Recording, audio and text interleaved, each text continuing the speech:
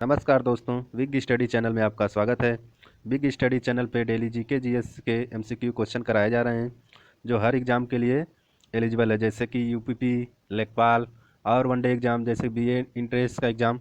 इन सब एग्ज़ामों के लिए जो बिग स्टडी चैनल पे जीके जीएस के एमसीक्यू क्वेश्चन कराए जा रहे हैं, साथ कराए जा रहे हैं, वो इन सभी एग्ज़ामों के लिए अच्छे साबित होंगे। आप लोग बिग स्टडी चैनल पर ज़्यादा से ज़्यादा जुड़ के इन क्वेश्चनों का प्रैक्टिस करिए और आगामी एग्ज़ाम में अच्छा से अच्छा प्रदर्शन कीजिए। तो आज हम लोग शुरू करने वाले हैं मौलिक अधिकार। और मौलिक अधिकार के बारे में हम लोग पहले थोड़ा डिस्कस कर लेते हैं, एक ओवरव्यू ले लेते हैं मौलिक अधिकार के बारे में। उसके बाद अगर टाइम मिला तो हम लोग क्वेश्चन भी करेंगे, नहीं तो नेक्स्ट क्लास में हम लोग इसका क्वेश्चन करेंगे। तो आज हम लोग शुरू कर रहे हैं मौलिक अधिकार। तो चलिए शुरू करते हैं मौलिक अधिकार। मौलिक अधिकार हमारा संविधान के भाग 3 में है, जो अनुच्छेद 12 से 35 में दिया गया है। को कौन से मूल अधिकार मिले हैं वो अनुच्छेद 12 से 35 में बताया गया है। मूल रूप से 14 से और 32 में मौलिक अधिकार दिए हैं, जबकि 11-12 जो है वो 11 में जो बताया गया है कि संसद राज्य की परिभाषा बताई गई है, और 12 में जो अगर कोई कानून जो बनाया जा रहा है संसद द्वारा या पहले से कोई कानून है, जो भी कानून है, अगर मौलिक अधिकार का हनन करता है तो उस कानून को निरस्त करने का अधिकार सुप्रीम कोर्ट को दिया गया है, जो अनुच्छेद 12 में है। मूल अधिकार को हम लोग संविधान का मैग्ना कार्टा कहते हैं। मैग्ना कार्टा क्या होता है इसके बारे में थोड़ा जानते हैं। मैग्ना कार्टा अधिकारों का एक घोषणा पत्र है जिसे इंग्लैंड के किंग द्वारा 1215 में अपने नागरिकों को जारी किया गया था। जो कुछ मूल अधिकार उन्हें दिए गए थे अपने इंग्लैंड के नागरिकों को। सबसे पहले मूल अधिकार की संज्ञा जो है कि ब्रिटेन से मिली, क्योंकि ब्रिटेन में पहली बार 1215 में किंग जॉन द्वारा मैग्ना कार्टा जारी किया, जो वहाँ के सामंती लोग थे उनके दबाव में जारी करना पड़ा, जो कुछ मूल अधिकार वहाँ के नागरिकों को दिए गए। उसके बाद लिखित मौलिक अधिकार जो है 1789 में फ्रांस ने अपने 1789 में फ्रांस ने अपने संविधान में मानवीय अधिकारों को कुछ जगह दी, कुछ अधिकार दिए उन्हें। 31 में कराची अधिवेशन में सरदार वल्लभ भाई पटेल की अध्यक्षता में जो है कि कांग्रेस ने घोषणा पत्र जारी किया, जिसमें मूल अधिकारों की मांग की गई और जिसका प्रारूप जवाहरलाल नेहरू द्वारा बनाया गया था। तो जो है हमारे भारतीय संविधान के भाग 3 में दिया गया है, जो है 12 से 35, अनुच्छेद 12 से 35 में मूल अधिकार दिया गया है। नागरिकों को देखते हैं कितने प्रकार के मौलिक अधिकार प्राप्त हैं। तो पहले जो था कि नागरिकों को 7 प्रकार के मौलिक अधिकार प्राप्त हैं, लेकिन वर्तमान में जो है कि 6 प्रकार के मौलिक अधिकार प्राप्त हैं। एक जो संपत्ति का अधिकार जो है कि 44वें संविधान संशोधन द्वारा हटा दिया गया, हटा के उसे अनुच्छेद 300 के क में भाग 22 में डाल दिया गया, जो एक संपत्ति का अधिकार जो है कि कानूनी एक अधिकार हो गया है। तो देखते हैं कि कौन कौन से अधिकार जो दिए गए हैं इस समय वर्तमान में, जो 6 प्रकार के अधिकार हैं उनको बारी बारी से देखते हैं। तो पहला अधिकार है हमारा है समता का अधिकार। समता का अधिकार जो है दिया गया है वो दिया गया है 14 से 18 तक। अनुच्छेद 14 से 18 तक जो है कि हमारा समता का अधिकार बताया गया है। तो चलिए देखते हैं मौलिक अधिकार के एक एक अनुच्छेद के बारे में। अनुच्छेद जो है कि 12 में कहा गया है कि राज्य की परिभाषा बताई गई। अनुच्छेद 12 में जो है राज्य की परिभाषा बताई गई है अनुच्छेद 12 में। और अनुच्छेद 13 में जो है कि ये बताया गया है कि सुप्रीम कोर्ट को यह अधिकार है कि अगर संसद कोई अवैधानिक मतलब मौलिक अधिकारों के हनन से संबंधित कोई कानून बनती, चाहे सुप्रीम कोर्ट है चाहे विधानमंडल हो, कोई भी अगर किसी व्यक्ति के मौलिक अधिकार का हनन करता है जिस कानून से, तो उसे निरस्त करने का अधिकार है सुप्रीम कोर्ट को। निरस्त उसे समीक्षा करके अगर वो कानून अवैध हुआ तो निरस्त कर देगी।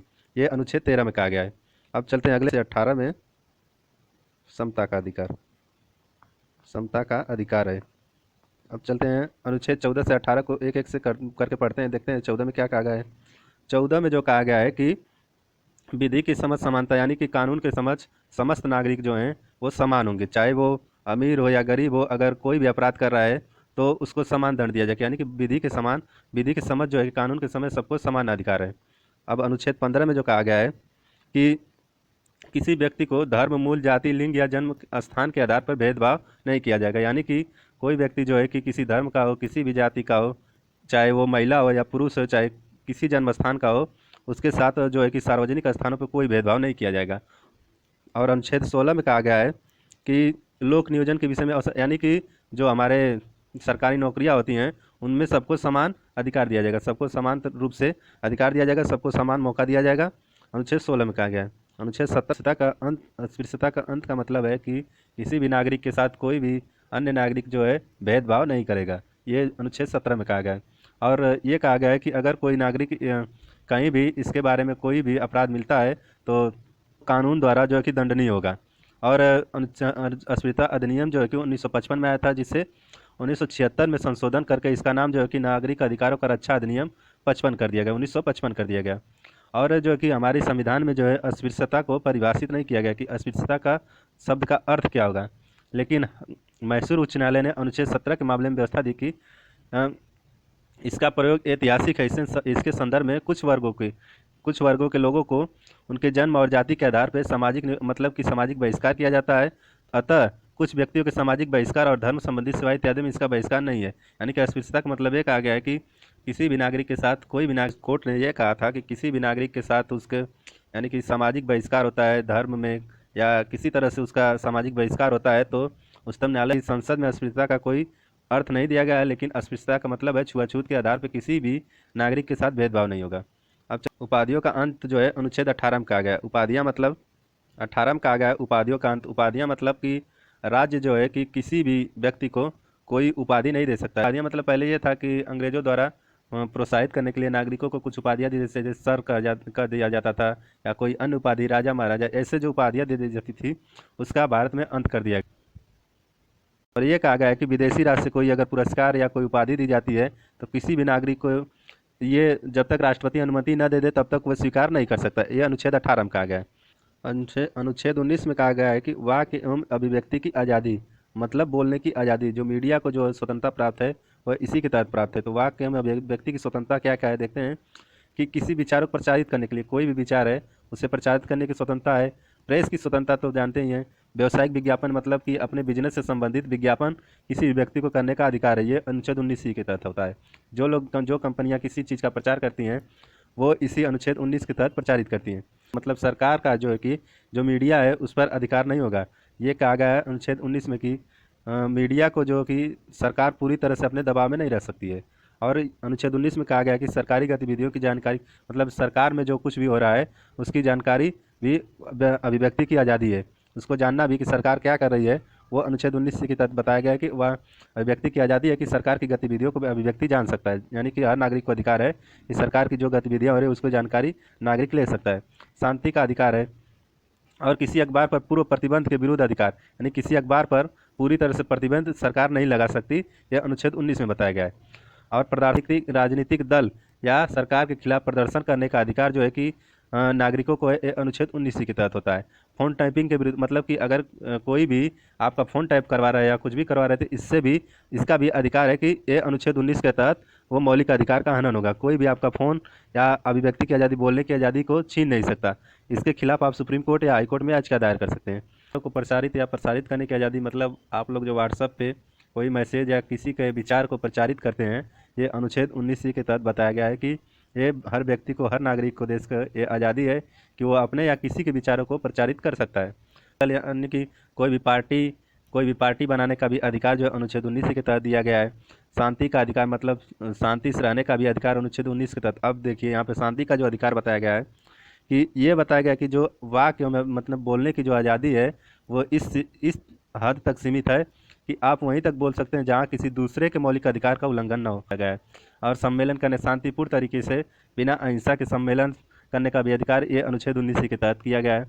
संघ या एक स्थान पर एकत्रित होकर कोई संघ या संगठन बनाने का भी अधिकार जो है अनुच्छेद 19 के तहत दिया गया है। निवास का अधिकार मतलब अनुच्छेद आप कहीं भी जाके बस सकते हैं, ये भी अधिकार जो है कि अनुच्छेद 19 के तहत है। कहीं भी व्यवसाय करने का अधिकार भी जो अनुच्छेद 19 के तहत है। यानी राज्य के यानी कि देश के किसी भी स्थान में आपको व्यवसाय करने का अधिकार जो भी है अनुच्छेद 19 के तहत है। अब चलते हैं अगला अनुच्छेद जो है कि हमारा है अनुच्छेद 20। अनुच्छेद 20 जो कह रहा है कि अपराधों के लिए दोष सिद्धि के संबंध में संरक्षण, यानी कि अगर कोई अपराध हो गया है किसी व्यक्ति से तो उसको ये भी अधिकार है कि वो अपने अपराध को जो है कि सिद्ध मतलब अगर जो है कि अपराध हो गया है किसी व्यक्ति से तो निर्दोष साबित करने के लिए अपना वकील रख सकता है। अपने को निर्दोष साबित करने के लिए जो है कि अपना वकील रख सकता है। ये अनुच्छेद 20 के तहत बताया गया है। अगला अनुच्छेद जो हमारा है प्राण एवं दैहिक स्वतंत्रता, आर्टिकल 21 यानी अनुच्छेद 21 जो है जिसमें बताया गया है प्राण एवं दैहिक स्वतंत्रता। इसमें क्या क्या बताया गया है देखते हैं। प्रतिष्ठा के साथ जीने का अधिकार है। इसमें मतलब आप सम्मान के साथ जीने का अधिकार भी जो है आपका है, अनुच्छेद 21 में बताया गया है। स्वच्छ पर्यावरण में स्वच्छ पर्यावरण, प्रदूषित रहित जल एवं वायु में मतलब स्वच्छ पर्यावरण और प्रदूषित रहित जीने का भी अधिकार जो है आपका अनुच्छेद 21 में बताया गया है। पर्यावरण प्रदूषित होने के खिलाफ जो याचिका दायर की जाती है, जो अनुच्छेद 21 के तहत दायर की जाती है। जीवन रक्षा का अधिकार, आपको ये भी अधिकार है कि आप अपने जीवन की रक्षा कर सकते हैं, अनुच्छेद 21 के तहत बताया गया है। निजता का अधिकार भी जो है अनुच्छेद 21 के तहत ही है। आश्रय का अधिकार, आपको आश्रय का अधिकार भी जो है मतलब आश्रय मतलब कि रहने का अधिकार जो है अनुच्छेद 21 के तहत है। स्वास्थ्य का अधिकार भी जो है कि आपका अनुच्छेद 21 के तहत है। आपको स्वास्थ्य का भी अधिकार है अनुच्छेद 21 के तहत। यानी सरकार जो है कि योजनाएं जो समय समय पर लाती है, वो इसी अधिकार के तहत आपको मिलता है। स्वास्थ्य का अधिकार जो अनुच्छेद 21 के तहत मिलता है। कानूनी सहायता, मतलब ये भी अधिकार है अनुच्छेद 21 के तहत, आपको निःशुल्क कानूनी सहायता दी जाएगी, अनुच्छेद 21 के तहत बताया गया है। अकेले कारावास में बंद होने के विरुद्ध अधिकार, यानी कि आपको अकेले कारावास में यानी कि जेल में बंद होने के विरुद्ध भी आपको अधिकार है। और मतलब अकेले आपको जेल में बंद नहीं किया जा सकता, आपके साथ कोई और हो सकता है, ये भी अधिकार है अनुच्छेद 21 के तहत। ये नहीं कि आपको अकेले किसी कारावास में बंद कर दिया जाए। हथकड़ी लगाने के विरुद्ध अधिकार, आपको यह भी अधिकार है कि आपको हथकड़ी लगाने के विरुद्ध भी अधिकार है कि आपको हथकड़ी नहीं लगाई जा सकती, यह भी अधिकार अनुच्छेद 21 के तहत है। तुरंत सुनवाई करने का, कोई भी मामला हो जिसको तुरंत सुनवाई करने का अधिकार भी जो है आपके अनुच्छेद 21 के तहत है। अमानवीय व्यवहार के विरुद्ध अधिकार है, मतलब आपके साथ कोई ऐसा व्यवहार नहीं कर सकता, मतलब दुष्टतापूर्ण या आपको आपको कोई गाली गलौज नहीं दे सकता, ये भी अधिकार है। अमानवीय व्यवहार के विरुद्ध भी आपको अधिकार है कि आपको कोई अमानवीय तरीके से कुछ नहीं कर सकता। विदेशी यात्रा करने का अधिकार भी जो अनुच्छेद 21 के तहत है। मजदूरी के विरुद्ध अधिकार, मतलब बंधुआ मजदूरी जो पहले होती थी, किसी को अपने यहाँ कम पैसे पे रख के उसे ज़्यादा से ज़्यादा काम करा जाता था, उसे बंधुआ मजदूरी कहते थे, जो बंधे हुए थे। बंधुआ मतलब बंधे हुए, वो मजदूरी जो होती थी उसके विरुद्ध भी अधिकार है अनुच्छेद आर्टिकल 21 के तहत। बंधुआ मजदूरी या हिरासत में शोषण, यानी कि कोई ये नहीं कर सकता, यानी पुलिस जो है कि ये नहीं हिरासत में लेके आपका शोषण नहीं कर सकती, ये भी अधिकार अनुच्छेद 21 के तहत है। चिकित्सा सुविधा का भी अधिकार है कि इमरजेंसी में आपको चिकित्सा की सुविधा, जो रोडों पे जो एक्सीडेंट हो जाते हैं उनके लिए जो एम्बुलेंस जो उपलब्ध कराई जाती है रोड एक्सीडेंट के लिए, वही अधिकार अनुच्छेद 21 के तहत। पर सुनवाई का अधिकार है। कैदी के लिए जीवन की आवश्यकता का अधिकार, मतलब महिलाओं के साथ अब अनादर व्यवहार नहीं कर सकते, यह भी अधिकार अनुच्छेद 21 के तहत दिया गया है कि किसी महिला के साथ कोई भी अनादर व्यवहार नहीं कर सकता, उनके साथ सम्मानपूर्वक व्यवहार करने का भी अधिकार जो है अनुच्छेद 21 के तहत दिया गया है। सार्वजनिक फांसी के विरुद्ध अधिकार, मतलब कि अगर किसी व्यक्ति को किसी सार्वजनिक स्थल पर फांसी की सजा नहीं दी जा सकती, सार्वजनिक स्थान पे पब्लिक प्लेस में फांसी नहीं दी जा सकती। पहाड़ी क्षेत्रों में मार्ग का अधिकार जो अनुच्छेद 21 में है। सूचना का अधिकार जो अनुच्छेद 21 में है। प्रतिष्ठा का अधिकार, दोष सिद्धि वाले न्यायालय आदेश से अपील का अधिकार, यानी दोष सिद्ध करने के लिए जो न्यायालय में अपील दायर की गई है उसके खिलाफ भी आप अपील दायर कर सकते हैं, यह भी अधिकार अनुच्छेद 21 के तहत दिया है। पेंशन का अधिकार, जो वृद्धा पेंशन, विधवा पेंशन, ये जो पेंशनें जो मिलती हैं उसका भी अधिकार जो अनुच्छेद 21 के तहत मिलता है। पारिवारिक पेंशन का अधिकार।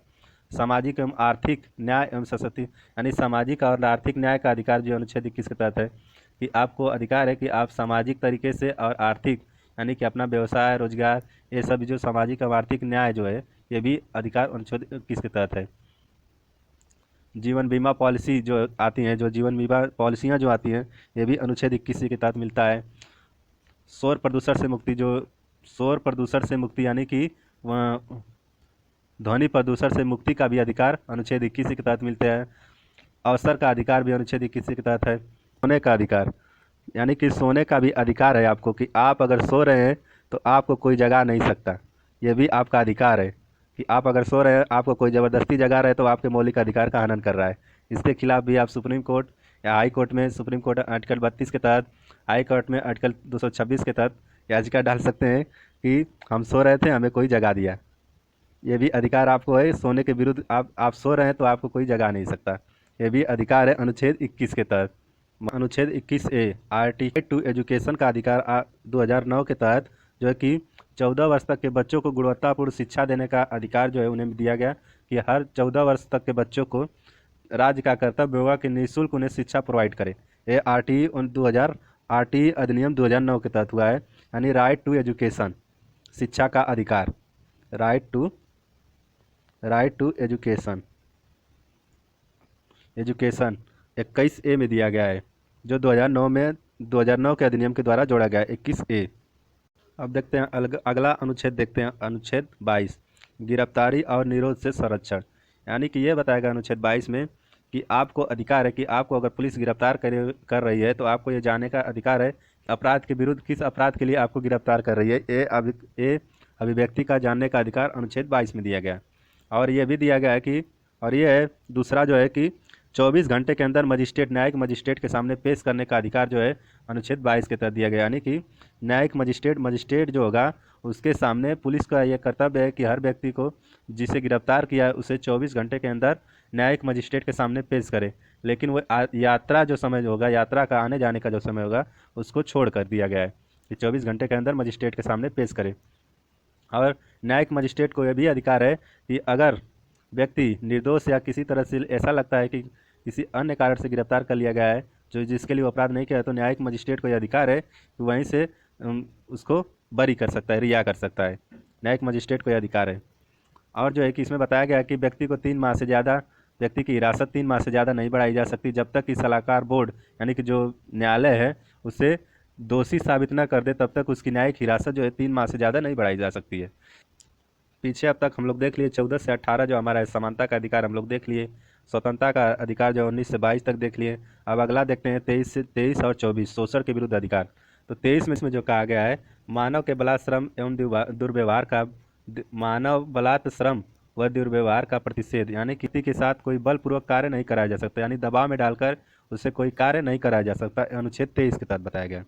अनुच्छेद 24 में जो कहा गया है कि 14 वर्ष से कम बच्चों को किसी भी ऐसे काम में नहीं लगाया जा सकता जिसमें उन्हें खतरा है।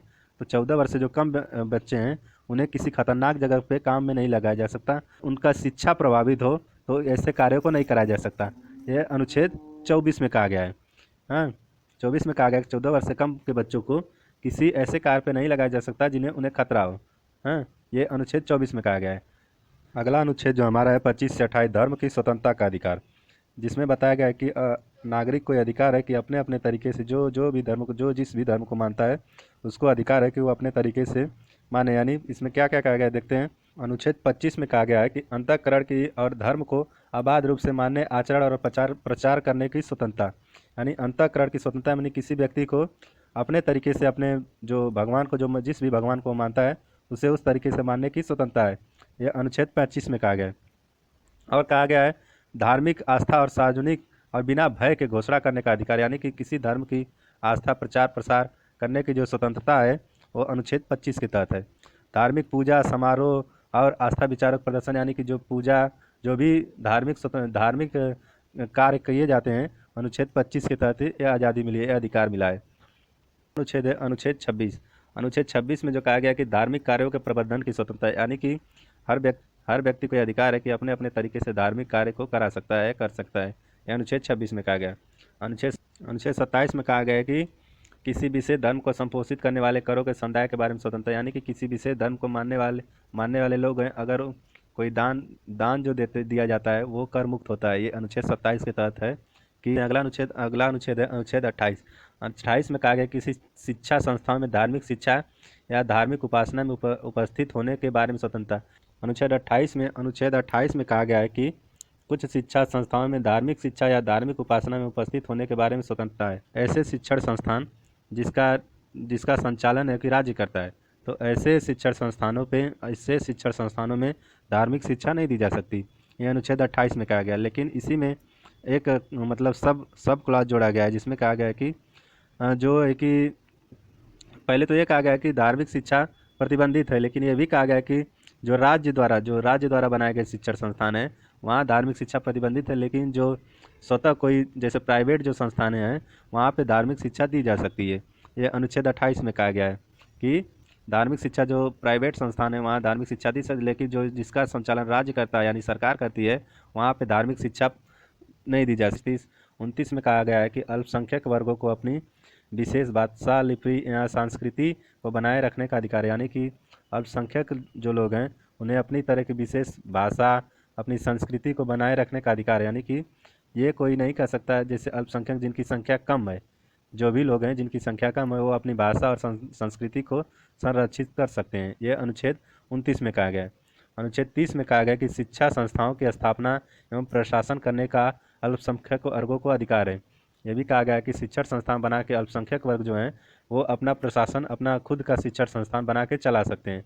ये अनुच्छेद 30 में बताया गया है कि सांस्कृतिक और शैक्षिक अधिकार जो अनुच्छेद 29-30 में जो अल्पसंख्यकों को दिया गया है। जो 29 में जो बात जानी गई कि अपनी लिपि या संस्कृति, अपनी भाषा, अपना जो भी हो, अल्पसंख्यक समुदाय का जो भी हो, वो अधिकार है कि उसको आप वो संरक्षित कर सकते हैं। और 30 में जो है कि अपना शिक्षण संस्थान बना के उसका संचालन कर सकते हैं। ये हो गया सांस्कृतिक और शैक्षिक अधिकार जो अनुच्छेद 29-30 में जो है कि अल्पसंख्यकों को दिया गया है। अब चलते हैं अगले अनुच्छेद पे। अगला अनुच्छेद जो हमारा अनुच्छेद 31 है, जिसको 44वें संविधान संशोधन में 1978 में जिसे संशोधित कर दिया गया और इसे अनुच्छेद 300 क में के तहत जोड़ दिया गया। जो संपत्ति का अधिकार जो था, अनुच्छेद हमारा 31 जो था मौलिक अधिकार था, उसे 44वें संविधान संशोधन अधिनियम 1978 द्वारा 300 क में यानी भाग 22 में जोड़ दिया गया। जो हमारा 31वां जो था संपत्ति का अधिकार। अगर 32 के तहत जो है बताया गया संवैधानिक उपचारों का अधिकार, जिसे doctor B are Ambedkar ji ने संविधान की आत्मा कहा था। इसमें मूल अधिकार को संरक्षित करने के लिए सुप्रीम कोर्ट को कुछ पावर दिए गए हैं, जिसमें सुप्रीम कोर्ट जो है 5 प्रकार के रीट जारी कर सकता है, जो अनुच्छेद 32 के तहत है। पहला जो है बंदी प्रत्यक्षीकरण होता है, दूसरा परमादेश है, तीसरा प्रतिषेध है, चौथा उत्प्रेषण है और पांचवा जो है कि अब अधिकार परीक्षा। तो पहला जो रीट होता है बंदी प्रत्यक्षीकरण, यानी कि ये जो बंदी प्रत्यक्षीकरण शब्द जो है कि ये लैटिन भाषा का शब्द है, जिसका अर्थ होता है कि शरीर को प्रस्तुत किया जाए। यानी कि अगर कोई, जैसे पुलिस जो है किसी व्यक्ति को गिरफ्तार की है तो उसका अधिकार है कि उसे न्यायालय के सामने प्रस्तुत किया जाए। ये पहला है बंदी प्रत्यक्षीकरण, यानी कि बंदी जिसे बनाया गया है, जिसे इंग्लिश में हैबियस कॉर्पस कहते हैं, उसे प्रस्तुत किया जाए। यह न्यायालय का अधिकार है। ये रीट जारी करके संबंधित जो गिरफ्तार किया अधिकारी है उसके खिलाफ ये बंदी प्रत्यक्षीकरण का नोटिस, हैबियस कॉर्पस का नोटिस जो है सुप्रीम कोर्ट जारी कर सकती है। और जो जिसे हिरासत में लिया गया है उसे सशरीर पेश किया जाए, न्यायालय के समक्ष पेश किया जाए। ये बंदी प्रत्यक्षीकरण के तहत है। दूसरा है परमादेश। इसका शाब्दिक अर्थ है हम आदेश देते हैं, यानी कि न्यायालय कह रहा है कि हम आदेश देते हैं, जिसका जो है परमादेश, यानी हम आदेश देते हैं। अगर कोई सार्वजनिक अधिकारी अगर किसी कार्य को करने से इनकार कर रहा है तो इसके खिलाफ सुप्रीम कोर्ट में जो है कि याचिका दायर की जाती है और सुप्रीम कोर्ट जो ये रीट जारी करता है, जिसे परमादेश कहते हैं, इसका इंग्लिश में नाम होता है मैंडेमस, है, जिसमें सुप्रीम कोर्ट ये पूछता है कि आप किस अधिकार के तहत ये कार्य नहीं कर रहे हैं। ये परमादेश का मतलब, परमादेश जब जारी किया जाता है तो सुप्रीम कोर्ट पूछता है जवाबदेही, आप पूछता है कि आप किस अधिकार के तहत इस कार्य को नहीं कर रहे हैं। ये होता है जवाबदेही, जिसे परमादेश जो जवाबदेही, आप जवाब दीजिए कि इस कार्य को क्यों नहीं कर रहे हैं, ये परमादेश होता है। तीसरा जो है प्रतिषेध, यानी रोकना, प्रोविशन मतलब रोकना प्रतिषेध। ये सर्वोच्च न्यायालय, उच्च न्यायालय द्वारा अधीनस्थ न्यायालय को न्यायिक निकाय, यानी कि ये जो है कि प्रतिषेध जो है कि सुप्रीम कोर्ट जो है कि न्यायालय जो निचली अदालतें होती हैं, उच्च न्यायालय जैसे है, उनको जारी किया जाता है। जो अगर कोई न्यायालय जो है कि अपने अधिकार क्षेत्र के बाहर किसी भी न्यायालय जो है कि अपने अधिकार क्षेत्र के बाहर कोई कार्य करता जब है, तब इसके लिए सुप्रीम कोर्ट जो है एक रीट जारी करती है, जिससे प्रतिषेध सुप्रीम कोर्ट जो पूछता है कि आपका अगर यह अधिकार क्षेत्र नहीं था तो आपने ये कार्य किया, इस पर सुप्रीम कोर्ट जो है रोक लगा देता है। ये जो होता है प्रोविटेशन। तीसरा जो है प्रोविशन, यानी प्रतिषेध, जो है कि सर्वोच्च न्यायालय द्वारा उच्च न्यायालय को जारी किया जाता है। कि उत्प्रेषण, सर्टियोररी, मतलब इसका मतलब है कि अगर कोई निचली न्यायालय जो है कि उच्च न्यायालय या जिला न्यायालय जो है कि अगर कोई ऐसा निर्णय दे रहा है जो उसके अधिकार क्षेत्र के बाहर है, तो इसके खिलाफ जो है कि अगर न्यायालय को सूचना मिलती है कि अपने अधिकार क्षेत्र के बाहर कोई निचली न्यायालय फैसला या निर्णय दे रही है, तो उसके लिए चौथा रीट जो जारी किया जाता है सुप्रीम कोर्ट द्वारा, उसे उत्प्रेषण कहते हैं। यानी कि ये सुप्रीम कोर्ट ये बताता है कि ये कार्य जो है, ये निर्णय जो है आपके अधिकार क्षेत्र के बाहर है। तीसरा और चौथा में अंतर ये है कि तीसरा जो है प्रतिषेध, यानी कि कोई निचली न्यायालय जो है किसी पे फैसला दे चुकी होती है, यानी किसी का निर्णय दे चुकी होती है और ये पता चलता है कि ये निर्णय जो है कि ये अधिकार है, इसके अधिकारिता क्षेत्र के बाहर आता है, तो सुप्रीम कोर्ट में याचिका दायर की जाती है, जिसके खिलाफ सुप्रीम कोर्ट उस निर्णय पर रोक लगाने के लिए जो है प्रतिषेध जारी करता है। लेकिन चौथा जो है कि ये होता है कि अगर न्यायालय को सूचना पहले ही मिल जाती है, फैसला देने से पहले ही, कि ये निर्णय जो निचली अदालतें दे रही है वो उनके अधिकारिता क्षेत्र के बाहर है, तो उसके खिलाफ जो है कि सुप्रीम कोर्ट जो है कि उत्प्रेषण का रिट जारी करता है। और पाँचवा जो है अधिकार परीक्षा, यानी कि अगर कोई पदाधिकारी जो है अपने अधिकार क्षेत्र के बाहर जो कार्य कर देता है, अगर उसका अधिकार वो नहीं होता है, जो कार्य किया है वो उसका अधिकार नहीं है, वो अपने अधिकार क्षेत्र के बाहर कोई कार्य करता है, तो उसके खिलाफ जो है कि सुप्रीम कोर्ट ये पांचवा अधिकार परीक्षा यानी क्यू वारंटो जारी कर सकती है। क्यूटो वारंटो जिसे कहते हैं, क्यू वारंटो जारी करती है सुप्रीम कोर्ट। ये पूछती है कि ये कार्य जो है आपके अधिकारता क्षेत्र के बाहर था तो आपने क्यों किया। इसके खिलाफ जो है कि सुप्रीम कोर्ट जो है कि अधिकार परीक्षा का रिट जारी करती है। अब चलते हैं अगला अगला अनुच्छेद जो हमारा अगला अनुच्छेद है अनुच्छेद 33। अनुच्छेद 33 में जो है सशस्त्र बल हैं, पुलिस बल हैं, ये बलों, अर्धसैनिक बलों, पुलिस, खुफिया एजेंसी और अन्य अधिकारियों का जो है कि मौलिक अधिकार को प्रतिबंधित करने के लिए अनुच्छेद 33 है, जिसमें उनके मौलिक अधिकार को प्रतिबंधित कर दिया जाता है। अनुच्छेद 34 जो है कि मार्शल लॉ लगाने के लिए जो है अनुच्छेद 34 दिया गया है कि कहीं भी सेना का शासन, मार्शल लॉ यानी कि सेना का शासन, अगर किसी क्षेत्र में जो है कि सरकार को ये लगता है कि वहाँ जो है कि अशांति का माहौल हो रहा है, तो वहाँ पे मार्शल लॉ लगाने के लिए जो अनुच्छेद है वो अनुच्छेद 34 है, जिसके तहत अनुच्छेद 34 के तहत जो है कि सरकार को अधिकार है कि वहाँ मार्शल लॉ लगा सकती है, यानी कि किसी सेना का शासन लगा सकती है उस अशांति को कम करने के लिए अनुच्छेद 34 के तहत, जिसमें सभी मौलिक अधिकार प्रतिबंधित हो जाते हैं सभी के। अनुच्छेद 35 जो है ये है कि संसद को यह अधिकार है कि मूल अधिकारों को प्रभावी बनाने के लिए कानून बनाने की शक्ति, यानी कि संसद को यह अधिकार है कि वो मौलिक अधिकार को और प्रभावी बनाने के लिए कुछ कानून बना सकती है, ये अनुच्छेद 35 में बताया गया है। और इस तरह हमारे मौलिक अधिकार से संबंधित जो अनुच्छेद हैं वो सब खत्म हो गए। इस पर थोड़ा सा ओवरव्यू हम लिए हैं, डीप में उतना नहीं गए हैं, इसके बारे में बस थोड़ी थोड़ी जानकारी ले ली है। अब कल हम लोग मौलिक अधिकार पे जो क्वेश्चन है वो सब क्वेश्चन करेंगे और क्वेश्चन के माध्यम से भी एक बार समझने का प्रयास करेंगे मौलिक अधिकार को। आपको क्लास अगर अच्छी लगी हो तो लाइक शेयर सब्सक्राइब करिए और अगर ये क्लास आपको कैसी लगी हो कमेंट में ज़रूर बताइएगा और अपने दोस्तों तक बिग स्टडी चैनल को ज़्यादा से ज़्यादा पहुँचाइए, जिससे और अच्छा से अच्छा कंटेंट हम लोग देकर अच्छा से अच्छा कंटेंट देने का प्रयास करें और आपको अच्छी से अच्छी जानकारी दें। इसलिए चैनल को लाइक शेयर सब्सक्राइब करिए, अपने दोस्तों को बताइए, अच्छे से पढ़िए और अच्छे से पढ़ कर परीक्षा में जाइए और सफलता लीजिए। ये बिग स्टडी चैनल का हमेशा प्रयास होगा कि आपको बेहतर से बेहतर परीक्षा उपयोगी प्रश्नों का हम लोग प्रैक्टिस करेंगे। अगर बिग स्टडी चैनल के द्वारा जो भी कंटेंट आपको प्रोवाइड किया गया, अगर कोई किसी भी प्रकार की त्रुटि हो तो आप कमेंट में ज़रूर बताइए, ज़रूर सुझाव दीजिए। कब बिग स्टडी चैनल पे अलग अलग तरीके से सुझाव दीजिए, बताइए यहाँ आपको ये क्लासें कैसी लग रही हैं, ये कमेंट में ज़रूर बताइएगा। आगे की जो क्लासें होंगी, अब हम कल जो है कि ऑब्जेक्टिव क्वेश्चन करेंगे मौलिक अधिकार से संबंधित, इसलिए ज़्यादा से ज़्यादा लोगों को जोड़िए और चैनल को लाइक शेयर सब्सक्राइब करिए। और अगर हमारे द्वारा पढ़ाने में कोई दिक्कत हो तो कमेंट में ज़रूर बताइए कि हाँ इस जगह पे सुधार की आवश्यकता है, तो हम लोग ज़रूर सुधार करने का प्रयास करेंगे।